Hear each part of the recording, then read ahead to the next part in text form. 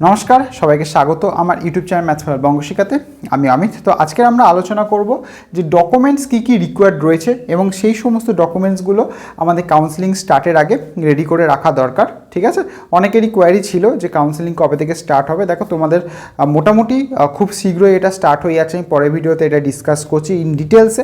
তো এইটার যেহেতু টপিকটা ডকুমেন্টস কী লাগবে সেগুলোকে কেন রেডি করে রাখা দরকার রয়েছে, কারণ যখনই তোমাদের কাউন্সেলিংয়ের জন্য রেজিস্ট্রেশন শুরু হয়ে যাবে তখন সেই সমস্ত জিনিসগুলোকে তোমাকে রেডি করে রাখতে হবে। অনেক ক্ষেত্রে চটজলদি সেই সার্টিফিকেটগুলোকে রেডি করা যায় না।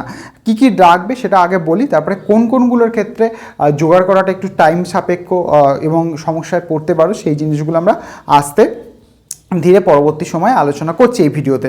তো প্রথমেই আমরা দেখি যে বেসিক যে জিনিসগুলো সেগুলো আমাদের প্রথমেই লাগবে, যার মধ্যে হচ্ছে অবশ্যই 10th admit card, 10th marksheet. 10th admit card এই কারণেই লাগে যেহেতু আমাদের ওখানটায় ডেট অফ বার্থটা দেওয়া থাকে। কারোর যদি date of birth certificate submit করে তার ক্ষেত্রে অ্যাডমিট কার্ড নর্মালি নেয় না। তো নর্মালি আমরা ডেট অফ বার্থ সার্টিফিকেট দিই না, সেখানে মাধ্যমিকের অ্যাডমিট কার্ড দিলেই সেখানে আমাদের ডেট অফ বার্থটা থাকে বলে ওটাতেই 10th মার্কশিট মানে অ্যাডমিট কার্ডটা এটার জন্য এসেন্সিয়াল। এই জন্য দেখো 12 কিন্তু অ্যাডমিট কার্ড নেওয়া হয় না। ঠিক আছে, তাই জন্য 10 অ্যাডমিট কার্ড, 10 মার্কশিট অবশ্যই। ঠিক আছে, সার্টিফিকেটটা কাছে রাখবে। সার্টিফিকেটটা লাগে না, তাও ওটা কাছে রাখতে অসুবিধা নেই, সার্টিফিকেটটাও কাছে রেখে দেবে। 12 মার্কশিট, ঠিক আছে, সঙ্গে সার্টিফিকেটটা কাছে রেখে দেবে। এবং ডব্লিউবি ডোমিসাইল, ঠিক আছে, এবং এসটি এসসি ওবিসি এবং যারা পিডব্লিউডি এবং যারা টিউশন ফিজ ওয়েভারের মধ্যে রয়েছে তাদের এই জিনিসগুলো। এবার এই লাস্ট 4টে জিনিস আমাদেরকে একটু ডিটেলসে বুঝে নিতে হবে। এই লাস্ট 4টে জিনিসে কোন জায়গাগুলোকে আমাদের সময় সাপেক্ষ বা অনেক সময় জোগাড় করা যায় না, এবং অনেক সময় অনেকে ডিটেলসটা ভরার পরেও তারা যখন সাবমিট করতে পারে না সেই কোশ্চেনটা তারা এখন সাবমিট করতে পারে না সেই সার্টিফিকেটটা, তো তখন কিন্তু তাদের ক্ষেত্রে এই সমস্যাটা দেখতে পাওয়া যায়। তারা তখন ওই ক্যাটাগরির সুবিধাটা কিন্তু পায় না, তখন তাদেরকে জেনারেল হিসাবে কনসিডার করা হয় এবং সেই জেনারেল হিসেবে কনসিডার করে জেনারেলের যে সিট সেটা তারা পেতে পারে। তার ফলে অনেক সময় ধরো এসসি বা এসটি যারা রয়েছে তাদের র্যাঙ্ক অনেক ভালো ছিল এসসি এসটিতে, তখন তারা যদি জেনারেলে কনভার্ট হয়ে যায় তাদের র্যাঙ্কটা হলো যে অরিজিনাল র্যাঙ্ক, সেই অরিজিনাল র্যাঙ্কের রেসপেক্টে হয়ে যাবে। সে তখন এই কাস্ট সার্টিফিকেটের রেসপেক্টে যে কোটার যে সিটটা সেটা কিন্তু সে কিন্তু পাবে না।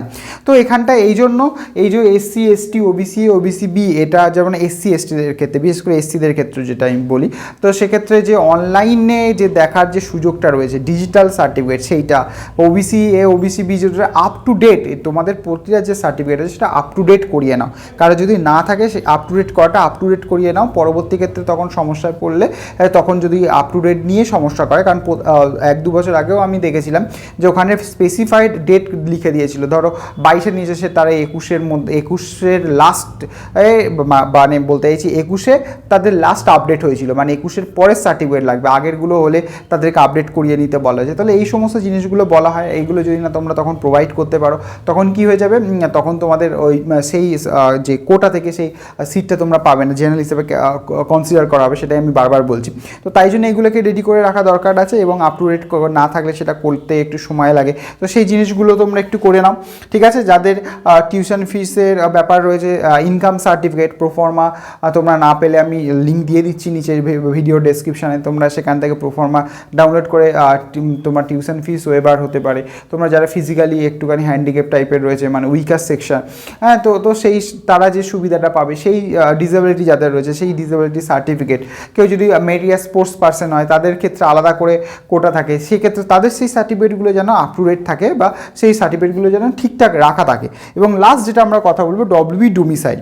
তো ডব্লিউবি ডোমিসাইলের ক্ষেত্রে অনেকের কোয়ারি থাকে যে আমাদের সবাইকে কি ডোমিসাইল সার্টিফিকেট প্রোভাইড করতে হবে, তো কাদের করতে হবে না সেটা আমি লেটার একটা ভিডিওতে ডিসকাস করব। আমি এখানটায় যেটা বলে দিচ্ছি, ডব্লিউবি ডোমিসাইলটা কেন দরকার রয়েছে। ডব্লিউবি ডোমিসাইলটা তাদেরই দরকার রয়েছে যারা ওয়েস্ট বেঙ্গলের ক্যান্ডিডেট, মানে ওয়েস্ট বেঙ্গলে তাদের বসবাস, ঠিক আছে, যারা ওয়েস্ট বেঙ্গলের বাসিন্দা তাদের ক্ষেত্রে ডব্লিউবি ডোমিসাইলটা লাগবে। এরকম নয় যে কেউ কারো স্থায়ী বাসিন্দা কারো অস্থায়ী বাসিন্দা হয় না, অনেকে ভাড়া থাকে, হ্যাঁ, কিন্তু তারা ওয়েস্ট বেঙ্গলে, হয়তো তারা গ্রামের মানুষ শহরে এসে ভাড়া থাকে, তাদের বাড়ি আছে অন্য জায়গায়, তো সেই যে জায়গায় রয়েছে সেক্ষেত্রে তাদের ডোমিসাইল, মানে এখানে ওয়েস্ট বেঙ্গলের ডোমিসাইল কিনা সেটা বলা হয়েছে, কোনো পার্টিকুলারলি এরিয়া বা কোনো ব্লক বা কোনো পঞ্চায়েত বা কোনো মিউনিসিপ্যালিটি এইটার ক্ষেত্রে বলা হয়নি, ওয়েস্ট বেঙ্গলের মধ্যে। এবং সেক্ষেত্রে এখানটায় যেটা খুব বিশেষ করে জানা দরকার, এখানে তোমরা যে অঞ্চলে রয়েছে বা যে এরিয়াতে রয়েছে তার সেটা কাউন্সিলর হোক পঞ্চায়েত প্রধান হোক, এদের ওদের দ্বারা কিন্তু সেটাকে নিলে হবে না।